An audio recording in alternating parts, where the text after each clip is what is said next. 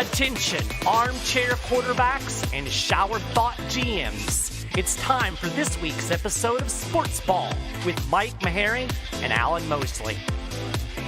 This is like deja vu all over again. So, Mike, did you do your civic duty? I don't do that. I've rehearsed the entire show just to make you feel uncomfortable. Well done. Now everybody knows my lack of civility. Welcome back to SportsBall. I am your host, Alan Mosley, joined as always by my friend and the lesser of two evils. It's Mike Maharrey. Mike, how are you doing? I'm just pleased as punch you picked me. Well, I mean, I had to pick somebody. Right? You can't not pick. Exactly. Oh. You got to do it. Yeah. We had to. That's what I heard. I'm doing all right. You know, we had a hurricane today, but it was no biggie. So, what was this one's name? Nicole. Ooh, guys, stay away from the Yeah, Nicoles. she's all right. We're going to start off the show we always do with some shit announcers say. Constantly spanking him. Steph Curry is at the line. He has not missed this year. Why? Kevin, why? So I can do that.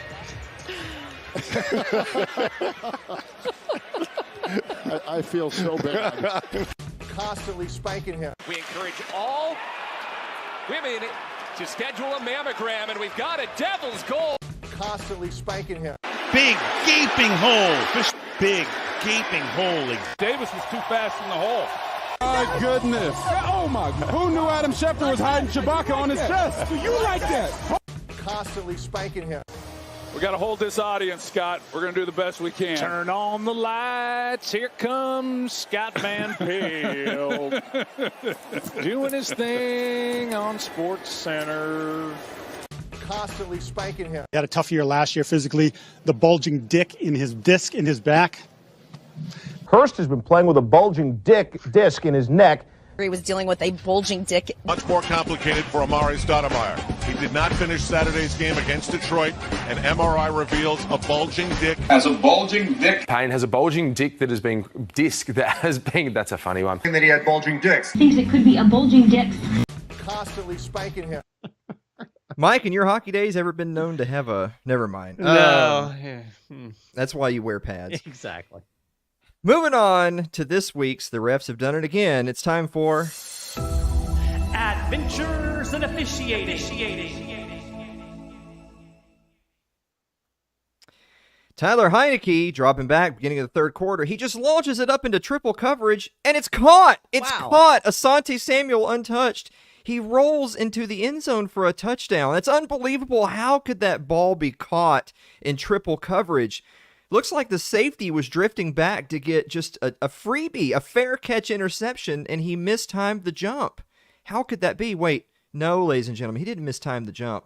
He got taken out. Isn't that pass interference? Had the referee been playing for one of the teams, that's a pick. That is pass interference. You absolutely can't do that, my friends. But, of course, the referee is considered part of the field. Yeah. Finally, 3rd and 10 into the game. Bears need a pickup. Oh, it's incomplete, but that's pass interference, right? Look at the ref right there. He's literally right there. feet. Oh, no flag. Hold on. We got to see this one again in slow motion because remember, if the ball's in the air, you can't have your hands on the back of the receiver making a play on the ball. Does he have his? Wait, there. what? Oh, whoa. He full on hugs the Bears receiver. He's literally and turning him around. Literally turns him. He can't jump for the ball because he's being held from the back. Look at the ref right there again in the frame. He watched the whole thing happen. Not a word. Wow. Of course, what happens on 4th and 10 when it's convert or game over? You already know where this is going. First of all, they barely get the snap off. But hey, beggars can't be choosers. Finally, Fields rolls out. And it's incomplete. Game over. A 35-32 game. Could have gone to overtime with the big completion, but sadly no, because we talked about this earlier, Mike Maharrey. I'm all for letting them play, and I understand that refs tend to swallow the whistle, as they say in basketball, at the end of a game. But, I mean, a penalty's a penalty. Right. Well, it should be. Apparently it's not, though. Yeah. Well, speaking of apparently not, I've got a puck to the head. So this week I'm shooting a puck at LeBron James. Uh-oh. And I may not even need to hit him to make him go down. So James is upset because he didn't think he's getting enough foul calls. I got to learn how to flop or something. Seriously, I need to learn how to do that. Swipe my head back or do something to get to the free throw line, because I missed it. It's getting too repetitive. It's 3 games straight of I missed it. So what makes this puck to the head worthy is the fact that LeBron is the king of the flop, as you can see from the video clip here. If you don't believe me, just Google it. There's actually a 5-minute YouTube video that is a compilation of LeBron flops, much like the one you just witnessed. I mean, the dude is soccer player level flopper. Yes. And, it's bad enough that a superstar on a team that has only won 2 games and is next to last in the conference, that he's whining about the officials not helping him out. But when you've already got a flopping reputation, I don't know, maybe flopping isn't the best strategy for you. Puck to the head for LeBron. I tell you what, why set your sights at only being the bottom place team in your division when they could lose Friday night and be the last place team in the entire NBA? Hey, there you go. We're going to move on now. We've been pretty critical of everyone's favorite Catholic head coach Brian Kelly of not Notre Dame, the LSU Tigers, on this program. But credit where credit is due. Brave coaches coaching bravely. Check out the end of Alabama LSU. Alabama's already scored on their overtime possession, kicked the extra point. LSU runs it in on first down, 25-yard touchdown. But as they say, you don't dance with the champ, you knock him out. They have a chance to go for the win with a 2-point conversion. What does Kelly do? He goes for it. 31-30, overtime, going for the 2-point conversion, hits the pylon. It is good, and LSU wins. They knock off number 6 Alabama 32-31 in the first overtime. Now, that is some brave coaching, and I'll be honest with you, some people are saying that, look, LSU, that ugly opening season loss to Florida State, we were certainly here to make fun of them when it happened. Yes. But they only have one loss to previously number 1 Tennessee since then.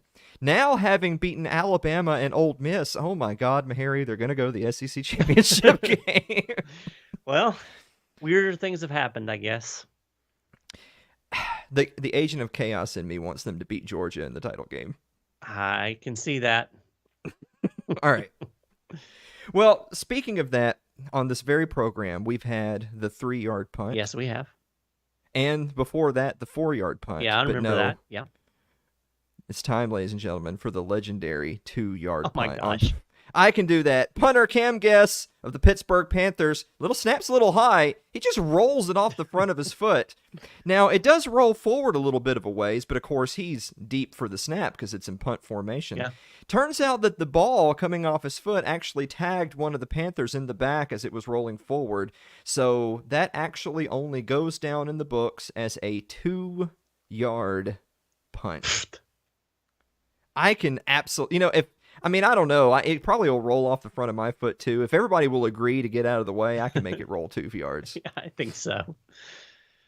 Wow. It's your turn. Oh, it is? Yeah. No, it's not. Oh, no, it's my turn. All right. I've got a yay or nay for you, Mike Meharry. You do. Now, you know that when the score gets out of hand and you're thinking, yeah, we should rest our starters, there's no reason to risk injury. Right. It tends to be considered to be good form to tap the brakes and not run up the score on purpose on your opponent. Right. I want you to take a look at this right here. We're in fast forward mode because the clip's a little bit long, but Incarnate Word is taking on Houston Christian, and ladies and gentlemen, at halftime it's 70-6. Ooh, yikes. Incarnate Word. The game would end up finishing 73-20. So they did in fact pump the brakes in the second half. Just as a random aside, Houston Christian actually scored first. It was 3-0 Houston Christian. Back in the old days, we had a Team of the Week segment that would have been perfect for them. Yes. For this. But to drive that point home, 70-6 at halftime, yay or nay, should Incarnate Word have gone for 100? Well, I know it's good form to say we're going to back off, put in the backup players, let the third stringers get a little game time. And I typically agree with that. But then there's also the part of me that has always believed, if you don't want to get beat by 100 points, just stop the other team. I mean, Sure, it's your job, right? Your defense's job. So I'm typically not really sympathetic to the don't run up the score thing. I've always felt like if you don't want the score run up on you, stop them. In this situation in particular, I guess the question I would ask is, you're asking me, should they have gone for 100? Which, other than being cool, I would have to ask, what would be the point? Now, if they were in the same conference, if there was some, point differential type of thing that could play into tiebreakers, then I would say absolutely go for it. Otherwise, I would be inclined to just say, you put in your backups and let the game play out as it may. Now, it's funny you should mention that, Mike Maharrey, because this was not some Division I team beating up on a community college. Houston Christian and Incarnate Word are actually both in the FCS, both in the same conference. They're in the Southland Conference. This would be the same thing as, like, for instance, Georgia and Vanderbilt. In fact, Georgia and Vanderbilt just played a couple weeks ago. It was something like 55-0 Georgia.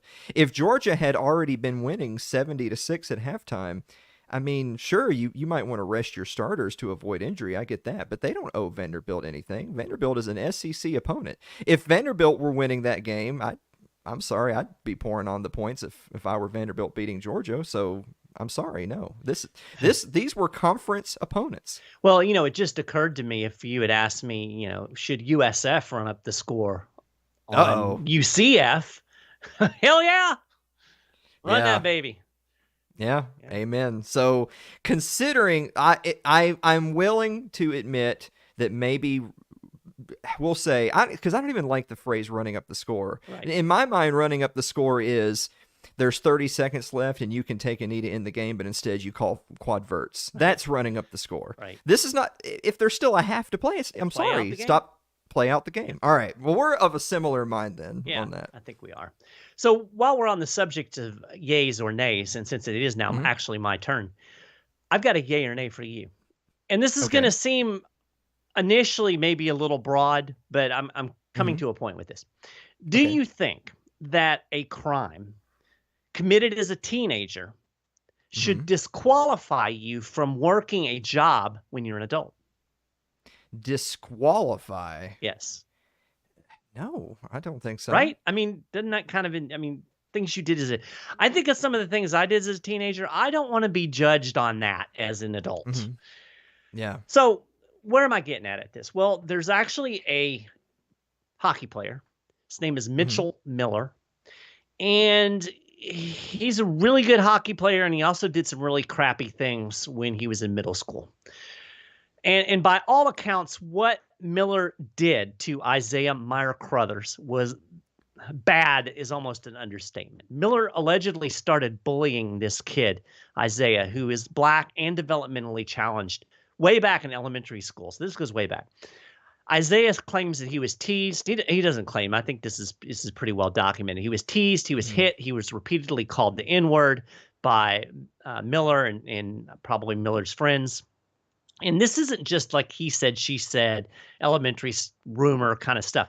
Miller was actually convicted of assault in juvenile court in a bullying incident in which he and another teen were accused of tricking Isaiah into eating candy that had been placed in a urinal. Oh, God. Yeah. And then there was apparently a beating after that. So this is according to the Arizona Republic. Miller and his buddy were charged with assault, violating the Ohio Safe Schools Act, which sounds kind of like a weird law, but whatever. And they were ordered to do 25 hours community service. They had to write letters of apology. They had to pay court costs, undergo counseling. So there was punishment for this incident. Okay. And here's the rub. This happened when Miller was 14 years old. And again, think back to when you were 14 years old. You were probably an idiot. I was an idiot when I was 14 years old. Miller was certainly an idiot when he was 14 years old. Fast forward several years, Miller was drafted by the Arizona Coyotes in 2020. And at that point, Miller was 18. But the Coyotes ended up actually rescinding this draft pick in the midst of the blowback that came about when these allegations and court history and all of this came out. Fast forward to today, the Boston Bruins signed him to a entry-level contract, but now that's been rescinded. So Miller's issued a statement. He said, "When I was in 8th grade, I made an extremely poor decision and acted very immaturely. I bullied one of my classmates. I deeply regret the incident. I have apologized to the individual. Since that incident, I have come to better understand the far-reaching consequences of my actions that I failed to recognize and understand nearly 7 years ago." So he's kind of done. He's done what the courts told him to do. Okay. He's done what's expected in society. He's made the apology, right? But his critics say that he hasn't done enough to show remorse for his actions or to prove he's now a changed person. So here's my question, Alan. How do you do that? Yeah, what's enough? Right. Who determines that? Even, what's the standard? If it's your critics and your detractors making that standard, then the answer is going to be it's impossible. It can't be done. If someone out there thinks you're a vile and abhorrent person, and that's certainly no justification for anything he did. Right. But if we were looking at it purely from a legal standpoint, because he was 14, he was in 8th grade, and it's ridiculous to think that a child, because that's what he was, Yes. he was a child, would be held responsible in his adult life for the things he did as a child. Right. My understanding is that as far as the legal system is concerned, which allegedly we're all supposed to be adhering to, and that is the justice system after all, if he followed the recommendation, well, not recommendations, what the court told him to do, he went to the counseling, he paid his debt to society, as they say. Instead of looking at it as a child, even look at it as an adult. If the question was, well, if an adult was a convicted felon and they've paid their debt to society and their time is up and they're back out on the streets, should they be disqualified from jobs? Now, of course, we do have a problem with that, as a matter of fact, in this country. But this situation is particularly worse because he was a kid. Right. As you were telling the story, it kind of reminded me of the Kyrie Irving situation. It does. Now, there's some big differences between the two. Primarily, in my mind, with Kyrie, he's already an adult who's already made millions. Right. If he walks away right now because he says, "I'm not going to prostrate myself in front of you people who have demands of me," he won't make any more millions in the NBA, but he's not broke. Right. This kid hasn't played yet, so he hasn't gotten those contracts. He hasn't made that money. So yeah, it feels like he's in a no-win situation, particularly when people. I don't want to get into a really big, long moral or theological conversation, but there's something about there's something about restitution and forgiveness, and I feel like a lot of those words can kind of jumble around in this. But what is an apology and what is forgiveness? If Right. I wrong you and I apologize. If you forgive me, that should be the end of it. If you don't forgive me, then that's quite sad. But does that just mean I'm condemned for eternity? It doesn't. I'm not sure that you or I have the moral authority to condemn anyone for eternity. Well, Gary Bettman does. Perfect. He's the NHL commissioner. And it's interesting because he kind of let the cat out of the bag here. He kind of he pulls back the curtain a little bit. And it's clear by what Bettman said is that there is no path back to the NHL for Miller. Bettman says, "I can't tell you that he'll ever be eligible to come back into the NHL," which tells me that there's not like a standard. It's not like a checklist if he does these things. It's just if in the wisdom of Gary Bettman, he's now a changed person. Yeah. By how we don't know how he proved that. Then he might be able to come back, but probably not. And I think there's some background here that's also interesting because not everybody is lined up against this kid. And again, I don't want to minimize what he did. I mean, obviously bullying a developmentally challenged kid for apparently long term, awful, right? We're not excusing that.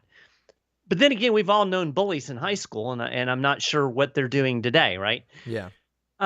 But there are some people that are in his side. I think it's interesting that Miller has been playing in the USHL, which is a very minor league in hockey.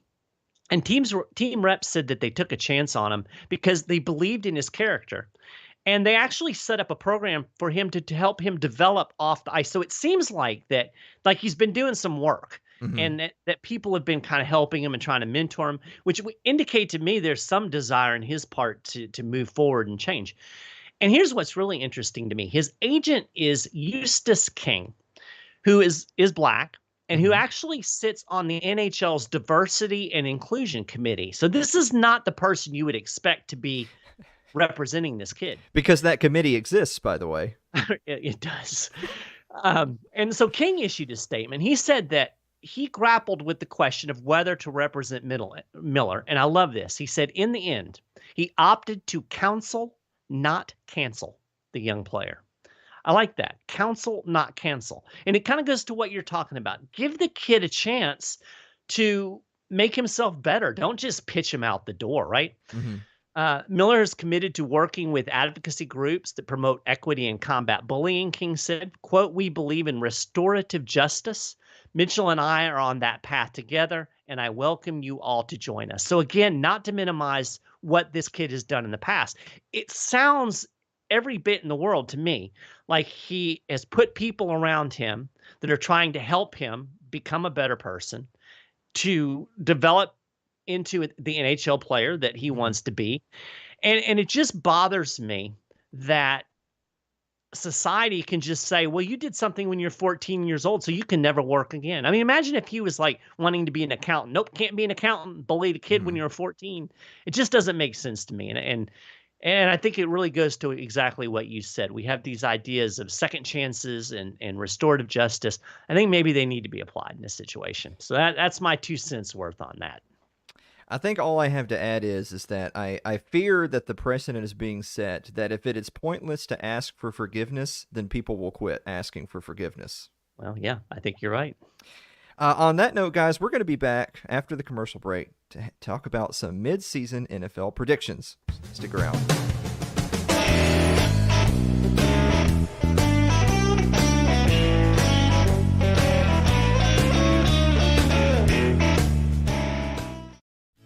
If you're enjoying this afternoon's episode of SportsBall, consider supporting the program by joining our Patreon over at patreon.com/Alan Mosley. Tune in to It's Too Late with Alan Mosley, Wednesday nights at 9 o'clock Eastern Time on your favorite video platform of choice. Just search Alan Mosley TV.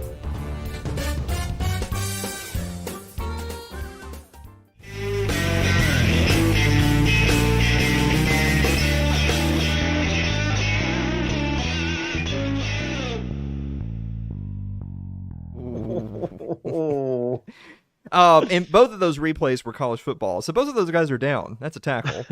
All right, so we're going to talk a little NFL midseason. I don't know if report cards is the right word, more like predictions for the end of the season. We're going to start off with the AFC. Check it out right here. Number 1, the Buffalo Bills at 6-2. They do own the tiebreaker over the 6-2 Kansas City Chiefs because they beat them head-to-head. Followed by the Baltimore Ravens at number 3. Now, remember, they were kind of the laugher of the league because they lost repeatedly after fourth quarter leads. They could be 9-0, by the way, if it wasn't for complete collapses. But they're still 6-3, which is good for this season. Sure. Then you got the 5-3 Tennessee Titans, which I think are fair to say that are the weaker of the playoff contenders, but they're getting an auto bid because they're going to win the AFC South. How do I know that? Because the next closest team is the 3-5 Colts, who they've already swept. That's how I know that. Yeah. Followed by the New York Jets, the first wildcard team, also at 6-3, tiebreaker over the Dolphins, and just got done whooping the Bills. Yeah, sorry, David Mary.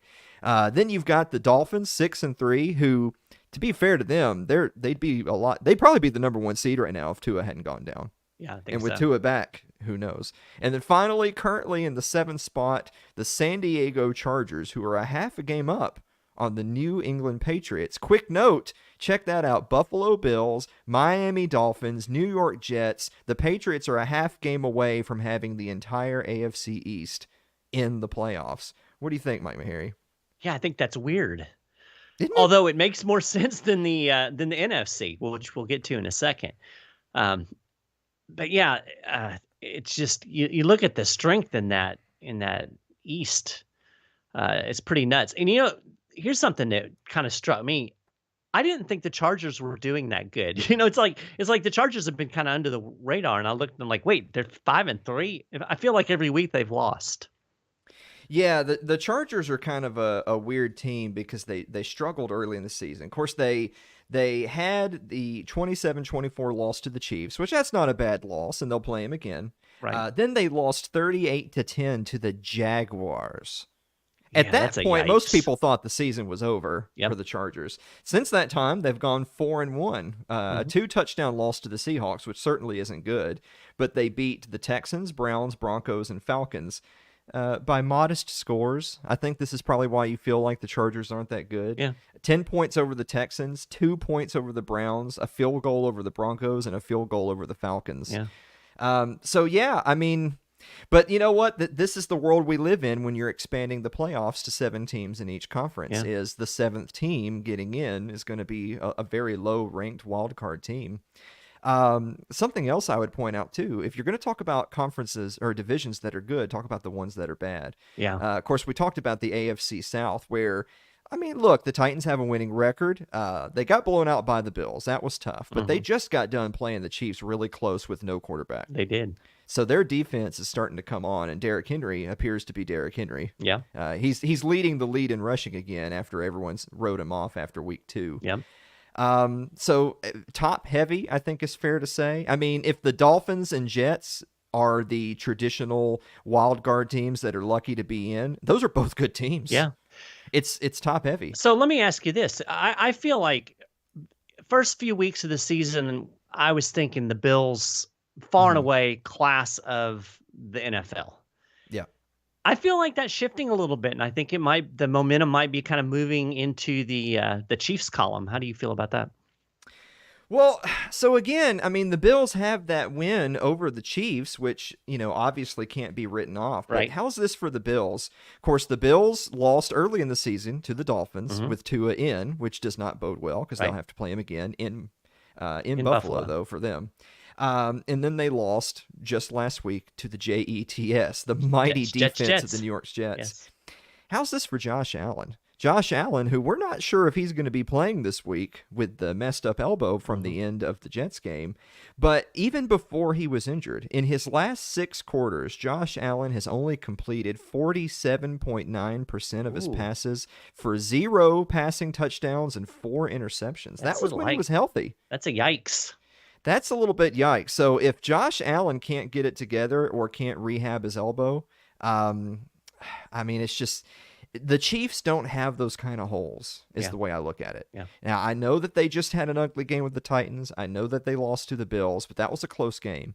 If those two teams match up again for all the marbles and Josh Allen's not 100%, the Chiefs are winning that game. Yeah. And, the Titans, they have a way of making mucked up games for pretty much everybody. That's kind of their MO. So, yeah. Well, speaking of mucked up games, let's take a quick look at the NFC, where you have the Philadelphia Eagles at 8-0. I mean, hard to argue with a 0 in the loss column. It is. 8-0, followed by the 7-1. What? The Minnesota Vikings. yeah, who had that on their bingo card? Yeah, it seems like next to nobody, but Vikings blowing. But I mean, 7-1. The Vikings, in my opinion, don't really pass the smell test, but they're absolutely going to win the NFC North. Yep. That is for sure going to happen. There's no question about that. Seattle Seahawks with Geno Smith taking over for Russell Wilson is 6-3. How about that?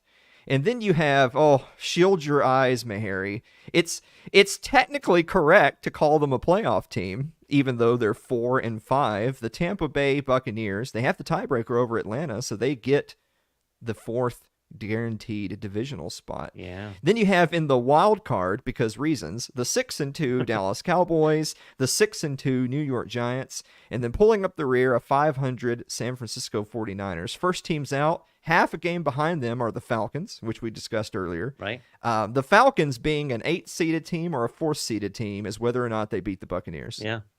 And then the Washington Commanders, the Commies, are also 4-5. So again, interesting dynamic that the Washington Commanders are a half game out from making the entire NFC East in the playoffs. Yeah. And on the flip side of that, you could very well have a situation where you have 2 losing records in the playoffs. We have 10 teams in the NFC right now that have losing records. Now, surely some of those will flip over to the winning side, but that doesn't say a lot for this conference this year. It really doesn't. And even when you're looking at some of those top-heavy perspectives, so we mentioned the Minnesota Vikings. They're 7-1, the number 2 seed right now, 1 game behind the Eagles. But look at some of those wins. Of course, they had a big opening season win over the Packers. Good for them. Yeah. Then they lost 24-7 to said Eagles. So the Eagles have the tiebreaker on them, even if they were tied. But from there, you have a 4-point win over the Lions, a 3-point win over the Saints, a touchdown win over the Bears, touchdown win over the Dolphins, a touchdown win over the Cardinals, and then a field goal win over the Commanders. Not exactly inspiring a lot of confidence. Yeah. Here's their next 4 games: at Bills, Cowboys, Patriots, Jets. Oh. I tell you what, to the Vikings fans out there that might be upset with me right now, if they go from 7-1 to 11-1 in the next 4 weeks, then yes, the Vikings are for real. We'll say they're for real, yes. Yeah. And I'm equally skeptical, maybe not equally, but pretty skeptical of the Eagles too. And maybe that's just, maybe it's just a function of how weak the NFC is. I mean, maybe the Eagles are that good compared to the other NFC teams, but I just don't view them as an 8-0 team. And maybe it's just my bias, but I'm not all in on them either. The last note I'll say for the Eagles is they're 8-0, and if you feel like they really sort of haven't played a lot of competitive games, and probably the most competitive game they played was against the Cowboys, which they did win. Of course, the Cowboys had Cooper Rush at quarterback, and that was Cooper Rush's worst game. He threw 3 interceptions in that game. But it still wasn't a blowout. The Cowboys defense is actually pretty darn good. Yeah. They will be playing the Cowboys again. The thing is that's really the last hardest game on their whole schedule is the rematch with the Cowboys, presumably with Dak Prescott in the lineup. Even if they lose that game, they still win the NFC East, and they're still the number 1 seed. Yeah. So, I don't know. Time will tell on that. The last note that I will give there, though, as far as teams that I think might make a push or make a splash, is the San Francisco 49ers are sitting there at 4-4, and they're the last team currently in the playoffs. And they were the team that just drafted for CMC, Christian McCaffrey, because they want to make a push. Now, they just got done beating the Rams, just like your Buccaneers did in the last 3 seconds of the game. They didn't play the first 59 minutes and 57 seconds, only the last 3. San Francisco can keep that spot, which would keep teams like the Falcons, Commanders, and Rams out. Of course, it's easy to keep out a team right now that's already 3-5. I mean, really, the only questions at this point I feel like for the NFC is how many losing teams make the playoffs. Yeah. And at this point, I feel like 1 is not a stretch at all, and 2's a maybe. Yeah, I almost expect that the winner of the NFC South will come out of it with the losing record unless the Bucs can really get things turned around, and it just seems like a train wreck over there at one Buck place. So yeah. I'll tell you what, for the 49ers, I think the pickup of McCaffrey, that seemed to pay off. It's paid off so far. Of course, they lost their first game with him, then they won their second. Right. You know what? I'll just end on that note that when we inevitably get to the end of the season and somewhere between 3, 4, or 5 teams with losing records are in the playoffs for both conferences, we'll have our annual debate on how they should seed the playoffs. We'll do that for sure. All right. Well, we're going to put our solemn hats on. Oh, yes. It's time for In Memoriam, remembering a player, a team, a coach, whoever, whose sporting life was cut tragically short. Mike, who are you remembering this week? Well, I'm remembering Jeff Scott, the former head coach of my alma mater, the University of South Florida. Oh. Yeah, Scott was an up-and-coming offensive coordinator working on Dabo Swinney's Clemson staff when the Bulls tapped him to turn around its struggling program. But his up-and-coming status got up and went. Oh, no. Yeah. Scott amassed a unimpressive 4-26 record with 1 conference win in 2+ years with the Bulls and a loss to the floundering Temple. I think they're the Owls. That was the last straw. So, looking for a new coach over in Buccaneer World. It's a sad day. Mike, I'm remembering head coach Frank Reich, former head coach of the Indianapolis Colts.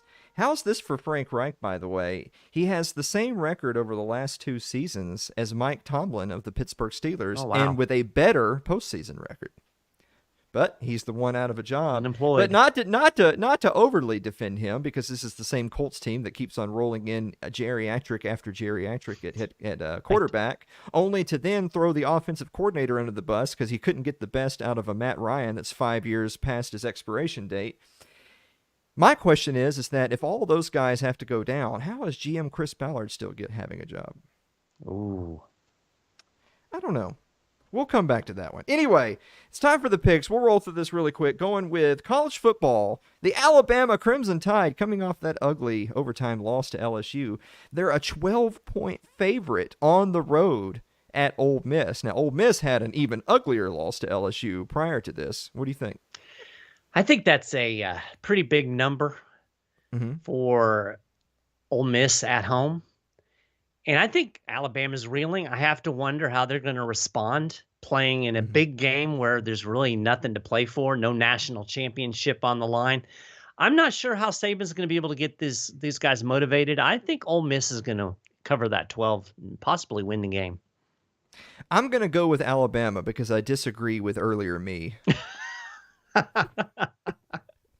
We're moving on to the TCU Horned Frogs, undefeated and currently in the top 4 of the college football playoffs, going on the road to play the 24th ranked Texas Longhorns. How about this, Mike Maharrey? TCU undefeated in the pole position in the Big 12, and they're 7-point underdogs. Yeah, that's weird. You read that right. What's the deal?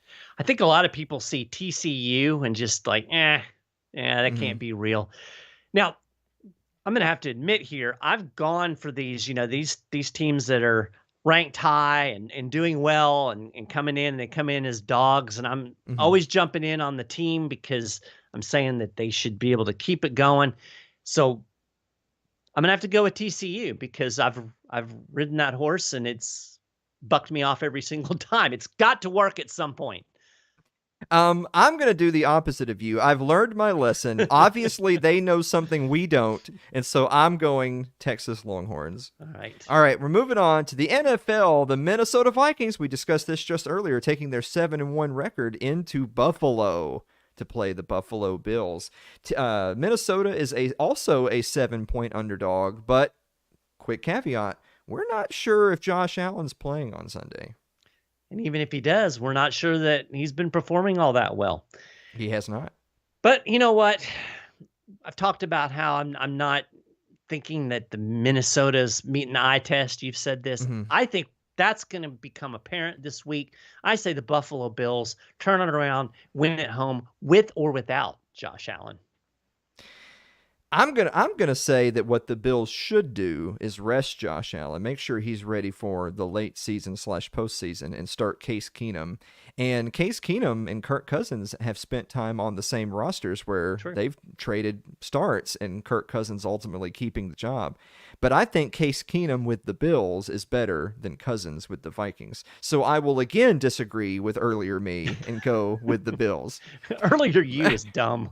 Yeah, he's retarded. Anyway, we're moving on. The Dallas Cowboys, 6-2, are 5-point favorites on the road at Lambeau, taking on the Green Bay Packers. People that haven't watched much football this year might be wondering, how are the Cowboys favorites going into Green Bay? You obviously haven't seen much of Green Bay Packers so far this year. Dallas -5. What do you think? Packers are a train wreck, and now they're an injured train wreck. Dallas easily covers that number. Green Bay struggled to score against the NFL's last place scoring defense, the Detroit Lions. Yes. The Dallas Cowboys are, in fact, not the NFL's last place scoring defense. True. The Cowboys, not only will the Cowboys cover 5, I think they win by 20 plus. Yeah. Sorry, Dave. Sorry, Benner. Yeah.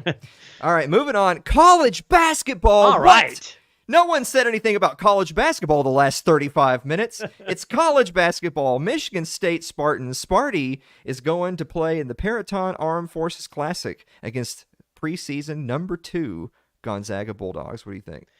Well, this isn't the Sparty of past. Gonzaga or Gonzaga. I don't know. How do you say it even? You got the Bulldogs. That's how you say it. I'm going to go with the Bulldogs. I don't think an early season Michigan State team, it's just not quite what they have been in the past, is going to be able to pull it off against a top-ranked team. I know Michigan State comes in unranked. However, I would like to point out, these teams that play these exhibition games prior to the season, it's hard to tell if that really tells you much about the program. Gonzaga's last exhibition game was in an invitational against the Tennessee Volunteers, of all people, and both teams agreed to play their starters the entire regulation. Gonzaga lost by 19. Yikes. That was their last time on the court before this game. Am I saying that means they're doomed? No, but I think they're quite a bit overrated at 2.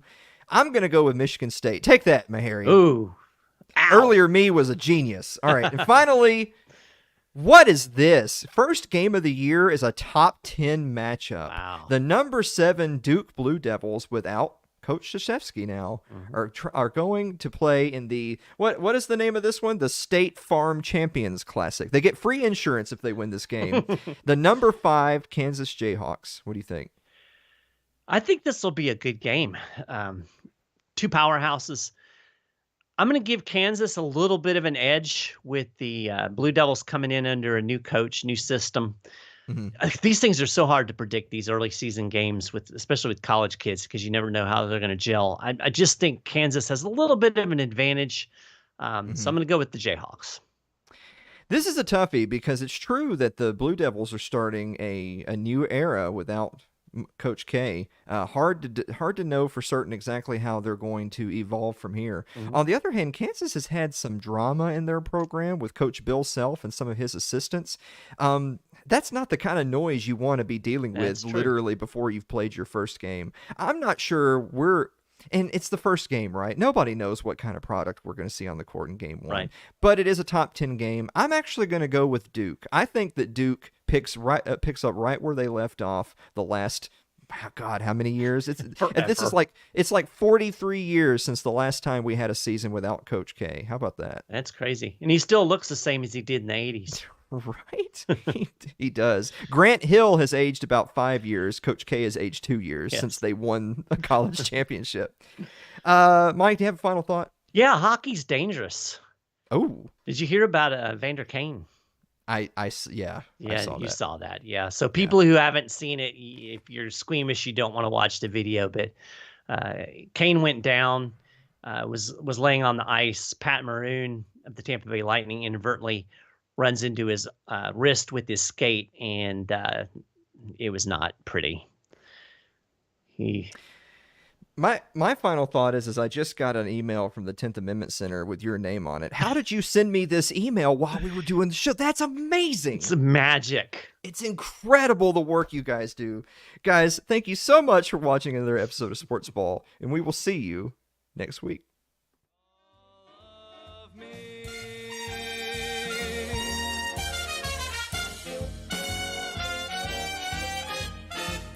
You have been listening to Sports Ball with Mike Mahary and Alan Mosley. You can follow us on Facebook, Twitter, YouTube, and Odyssey, all at Alan Mosley TV. You can also subscribe to the show on your favorite podcasting platforms. Just search for Sports Ball with Mike and Alan. And you can find the weekly Sunken Cost Money Pit at Substack. Thanks for listening. We'll have more bread and circuses next week.